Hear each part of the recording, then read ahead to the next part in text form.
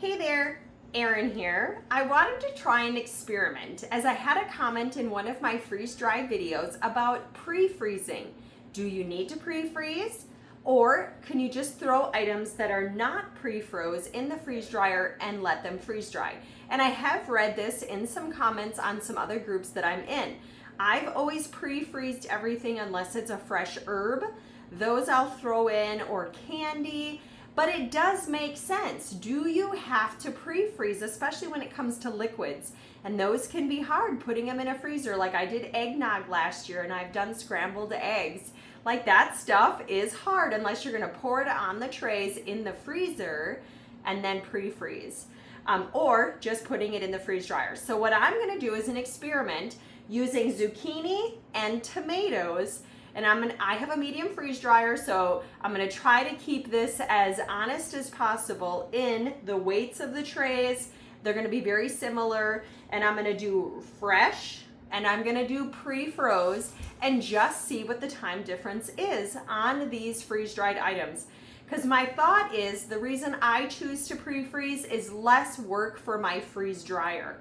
And maybe we'll find out through this experiment, is that legitimate? Is it really not taking that long to pre-freeze some of this stuff? Now I have seen examples of freeze dryer explosions where stuff was not pre-froze and they tried just freeze drying it and it exploded in the freeze dryer. So that remains to be, experimented with. I've yet to have an explosion in my freeze dryer. Because like my berries, I always prick my berries before I freeze dry them. Cranberries, blueberries, most of my other fruits are already sliced, so I'm typically not freeze drying whole things. When I did my grapes last year, I blanched them, which caused the skins to split, and then they freeze dried just fine. So let's get this experiment started. A batch of pre-froze and a batch of fresh in the freeze dryer, and let's see what this timing looks like.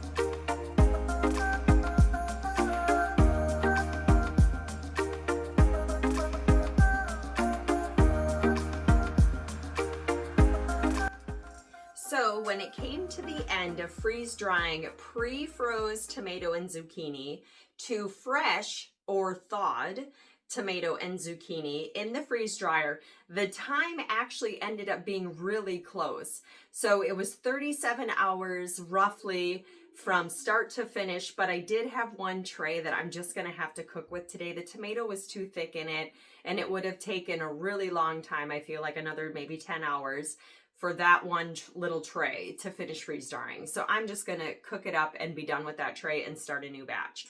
Now, it did seem to take longer with the pre-froze, which I thought was so interesting because when I started this freeze drying journey, everything that I saw was pre-freeze, pre-freeze, pre-freeze, but it actually seemed like putting it in fresh and freeze drying it actually did seem to take less time. So I'm going to be playing around with that some more and testing that theory out to see if maybe I don't need to do that.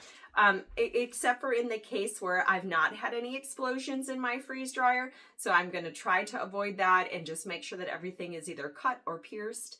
But otherwise, thank you so much to the person who commented on my last video and suggesting that everything doesn't need to be pre-froze. So I can't wait to try this some more, and happy freeze drying.